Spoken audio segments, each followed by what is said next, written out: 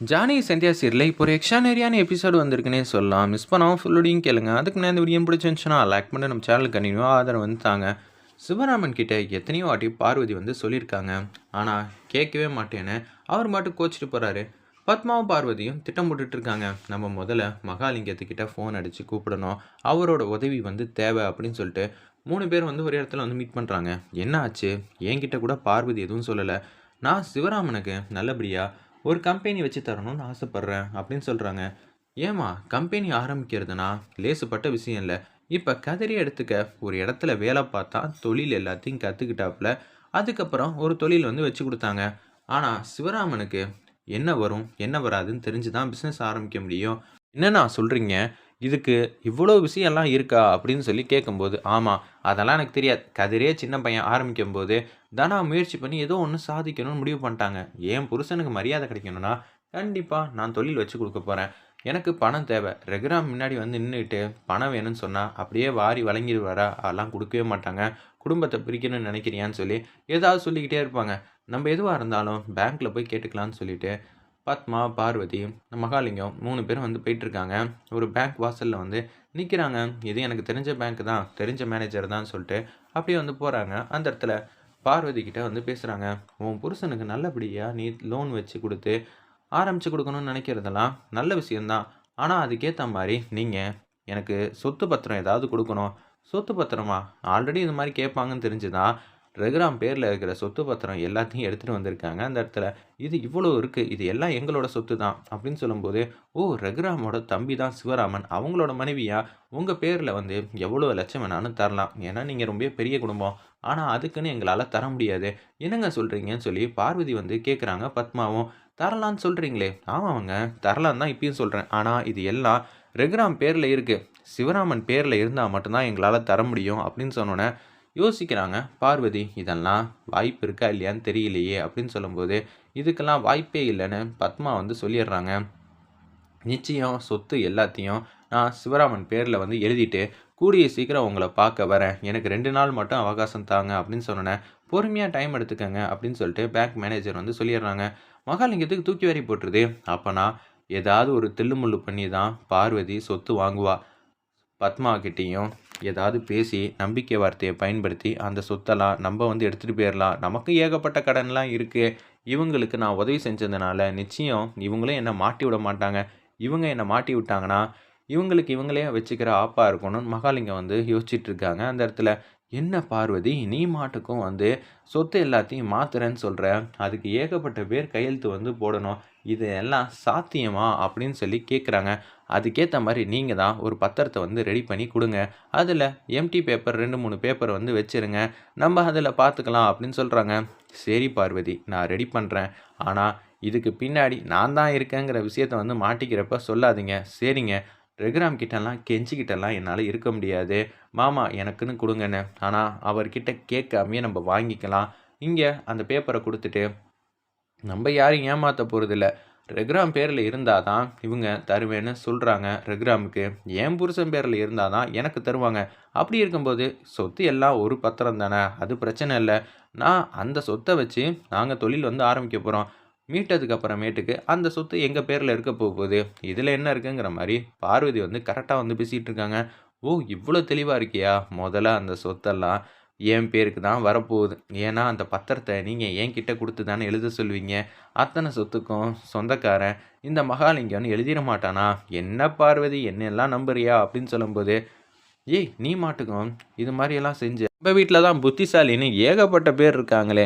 சீனுவெல்லாம் ஈஸியாக சமாளிச்சிடலாம். சிவராமன், ரகுராம் எல்லாரையும் சமாளிச்சிடலாம். மாயா, ஜானகியை சமாளிக்கிறது தான் கஷ்டம். இருந்தாலும் அவங்களையும் ஏதாவது சொல்லி ஏமாத்திடலாம் அப்படின்னு சொல்லி அந்த இடத்துல யோசிக்கிறாங்க. மகாலிங்கம் வந்து பத்திரத்தை வந்து ரெடி பண்ணிடுறாங்க. இந்தா பார்வதி, நீ சொன்ன மாதிரி ரெடி பண்ணியாச்சு. இதில் நம்ம எல்லாரும் சேர்ந்து ஒரு குழு போல் ஆரம்பிக்க போகிறோம்னு சொல்லி எல்லாருக்கிட்டேயும் கையெழுத்து வந்து வாங்குறப்ப இந்த பத்திரத்தில் எல்லாரும் கையெழுத்து வந்து போட்டுருவாங்க. இதில் 4 5 பேப்பர் வந்து சும்மா வெறும் பேப்பரில் இருக்குது. அந்த பேப்பரில் மட்டும் அவங்க அதிர்ஷ்டவசமாக கையெழுத்து போட்டுட்டா போதும். நம்ம எல்லாத்தையும் வந்து பார்த்துக்கலாம். சரிண்ணே, எனக்காக நீங்கள் இவ்வளோ உதவி செஞ்சுருக்கீங்களே, அது எல்லாம் உனக்காக இல்லைம்மா, எனக்காகவும் என் பொண்ணுக்காகவும் மட்டும்தான் இந்த மகாலிங்கம் எப்போதும் வேலை பார்த்துட்டு இருப்பான். சைக்கிள் கேப்லேயே அவ்வளோ பெரிய விஷயத்தையே வந்து மறைப்பேன் நான். இப்போ லட்டு மாதிரி ஒரு விஷயம் வந்து மாட்டியிருக்கு, ஒட்டுமொத்த சொத்தும் எனக்கு கிடைக்கிறதுக்கு. நான் பயன்படுத்தாமல் இருக்கிறதுக்கு முட்டாளா அப்படின்னு சொல்லி யோசிச்சுட்டு இருக்கிறப்ப, பத்மாவும் பார்வதியும் அந்த பத்திரத்தை எடுத்துகிட்டு போகிறாங்க. மாயா வந்து பார்க்குறாங்க, சரியில்லையே, அத்தை ஏதோ ஒரு திருட்டுத்தனம் பண்ணுற மாதிரி தானே தெரியுதுன்னு சொல்கிறாங்க. அந்த இடத்துல நம்ம மாயா வந்து யோசிச்சுட்டு இருக்காங்க. இருப்பினும் எதுவும் வந்து கண்டுக்கல. ஜானகி அம்மாவும் வந்து நீங்கள் 2 பேரும் எங்கே போனீங்க அப்படின்னு சொன்னோன்னே, அந்த பத்திரத்தை மறைச்சி வச்சுட்டே வந்து பேச்ச ஆரம்பிக்கிறாங்க. அதெல்லாம் ஒன்றும் இல்லைங்க அப்படின்னு சொல்லிட்டு எதார்த்தமாக போகிறாங்க. என்னது இவங்க 2 பேரும் பேசுகிற வார்த்தையே சரியில்லையே அப்படின்னு சொல்லி நம்ம மாயாவுக்கும் ஜானகி அம்மாவுக்கும் சந்தேகம் வந்திருக்கு. சரி, கதிரோட ஃபங்க்ஷனுக்கு நீங்கள் வரீங்களா இல்லையா? நான் மட்டும் போகிறேன். ஏய் வேணாமா, ரகுராமுக்கு தெரிஞ்சா அப்புறம் பிரச்சனையாயிட போகுது. அதெல்லாம் ஒன்றும் இல்லை, நான் போகிறது தான். அவங்க வாழ்க்கையில் கல்யாணம் பண்ணி வச்சதுலேருந்து இப்போ எல்லாம் பண்ணதும் நான் தான். நான் போகிறேன் பெரியம்மா. சரிம்மா, நீ மட்டும் தனியாக போனால் சரி வராது, ரகுராம் கோவப்படுவார்.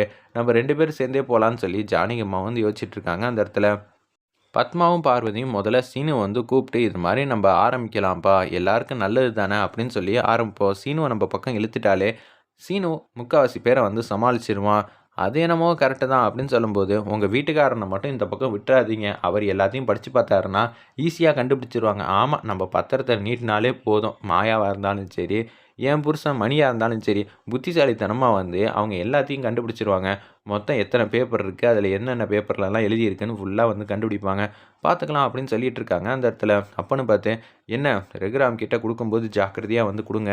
நீங்கள் பாட்டப்படாதீங்க. மாயாவே நடுவில் வந்து இது எல்லாம் படிக்கணும்னு சொன்னால் கூட படிச்சுக்கங்கிற மாதிரி கொடுத்துருங்கன்னு மகாலிங்கம் வந்து ஐடியா கொடுக்குறாங்க. சரிங்க பார்த்துக்கலான்னு சொல்லிட்டு அந்த இடத்துல வந்து டாக்குமெண்ட்டோட சுற்றிட்டு இருக்காங்கங்கிற விஷயத்த வந்து மாயா வந்து நோட் பண்ணுறாங்க. ஏதோ ஒரு விஷயம் மட்டும் நடக்குது, ஆனால் என்ன எதுன்னு தெரில. சரி, நமக்கு தெரியாமையா போயிட போகுது அப்படின்னு சொல்லி மாயா வந்து அசால்ட்டாக வந்து இருக்காங்க. நம்ம சீனுக்கிட்ட சொல்லான் இருக்காங்க. சீனு, இங்கே வாப்பா, எனக்கு ஒரு உதவி தேவைப்படுது, செஞ்சு தருவியா? என்னம்மா, உங்களுக்கு நான் செய்யாமல் வேறு யாருக்குமா நான் செய்ய போகிறேன்? சொல்லுங்கம்மா, என்னம்மா ஒத்தாசை செய்யணும் அப்படின்னு சொன்னோன்னே, அப்படியே வந்து பத்மாவும் பார்வதியும் இது மாதிரி நாங்கள் ஒரு நல்ல காரியம் செய்ய போகிறோம், நீயும் கூட வந்து நில்லுப்பான்னொன்னே அப்படியே வந்து சீனுவும் பக்கத்தில் வந்து நிற்கிறாங்க. அண்ணன், ஒரு முக்கியமான விஷயம் என்ன, இந்த பத்திரத்தில் எல்லாம் கையெழுத்து போட வேண்டியிருக்கு அப்படின்னு சொன்னோன்னே, என்ன பத்திரங்கிற மாதிரி கேட்டு பார்த்துக்கிட்டு இருக்காங்க ஒட்டுமொத்த குடும்பமும். இவங்க 2 பேரும் எப்படி திடீர்னு இது மாதிரிலாம் வந்து ஆரம்பிக்கிறாங்க, ஒன்றும் புரியலையே அப்படின்னு சொல்லி யோசிக்கும்போது, கரெக்டாக வந்து ரகுராம் வந்து, சரி நல்ல காரியங்கிறப்ப நம்ம எதுக்கு பெருசாக வந்து யோசிச்சுக்கிட்டு, அண்ணே அப்படியெல்லாம் இல்லைண்ணே, உனக்கு சந்தேகமாக இருந்தால் மட்டும் வாட்சி பாருண்ணே, எல்லாருமே ஒன்று நீ நினைக்கிற போல இருக்குது, புவனேஸ்வரி நாங்களும் ஒன்று நினைக்கிறியா? சரிண்ணே, எந்த பிரச்சனையும் இல்லை, எங்கள் அண்ணன்ட்ட கேட்டால் எல்லாத்தையும் கொடுக்க போகிறாரு, இல்லைன்னு நான் சொல்ல போகிறாரு, இந்த வீடையே எனக்காக தரேன்னு சொன்னார் என் அண்ணன். அப்படி இருக்கும்போது யாருமே தடுக்கலையே, வேணும்னா கேட்டு வாங்கிப்போமே அப்படின்னு சொன்னோன்னே எல்லாரும் அமைதியாகவே இருக்காங்க. அப்போன்னு பார்த்து நம்ம ரகுராமுக்கு முக்கியமான வேலை வந்ததுனால அவர் மட்டுக்கும் அப்புறமேட்டு பார்த்துக்கலான்னு சொல்லிட்டு போக ஆரம்பிச்சிடுறாங்க. ரகுராம் கையெழுத்து போட வேண்டிய நேரத்திலேயே இப்படி இருக்க போதே, இப்போ கையெழுத்து தான் போட்டு ஆகணும்னு சொன்னால் மாயாலேருந்து எல்லாரும் சந்தேகப்படுவாங்க அப்படின்னு சொல்லும்போது, மருமகளே எனக்கு என்னமோ சந்தேகமாக தான் இருக்குது அப்படின்னு சொல்லிட்டு, ஜானகி அம்மா நீங்கள் 2 பேரும் கொஞ்சம் பார்த்து கொஞ்சம் நல்லா விசாரிச்சுக்கோங்க, அதுக்கப்புறம் எதுவாக இருந்தாலும் பண்ணிக்கங்க, நம்மள கைவிட்டு போனதுக்கப்புறமேட்டுக்கு அதை கொண்டு வர முடியுமா இல்லையான்னு தெரில, பார்த்துக்கங்கன்னு சொல்லிட்டு போகும்போது, பார்வதி அந்த இது பேப்பர் எல்லாத்தையும் கொண்டு வாமா அப்படின்னு சொல்லி கேட்குறாங்க. உடனே என்ன பண்ணணும்னு தெரியாமல் வந்து தடுமாற்றத்தில் நிற்கிறாங்க. சிவராமன் வந்து பக்கத்தில் நிற்கிறாங்க. ஜானகி கேட்க அதெல்லாம் ஒன்றும் இல்லைக்கா, இப்போ எதுக்கு இதெல்லாம் கேட்குறீங்க அப்படின்னு சொல்லி கேட்கும்போது, அப்போனா நீ தரமாட்டேன், அப்போனா என்னமோ இருக்குன்னு தானே அர்த்தம். சிவராமன் வந்து எடுத்து கொடுத்துட்றாங்க அந்த பேப்பரை. வந்து யோசிச்சுட்டு இருக்காங்க. ஆல்ரெடி வந்து நகை விஷயத்தில் இவங்க கிட்ட வந்து எப்படியெல்லாம் வந்து உதவாகணும், இப்போ இந்த விஷயம் வேற தெரிஞ்சிச்சுன்னா அதுக்கப்புறம் ரொம்ப கஷ்டமாயிடுமே, தேவையில்லாத வேலையில் மாட்டிக்கிட்டோம், எப்போ பார்த்தாலும் இவங்க இப்படியே பண்ணிக்கிட்டு இருக்காங்கன்னு சொல்லி பார்வதி வந்து யோசிக்கிறாங்க. வெயிட் பண்ணி பார்ப்போம்.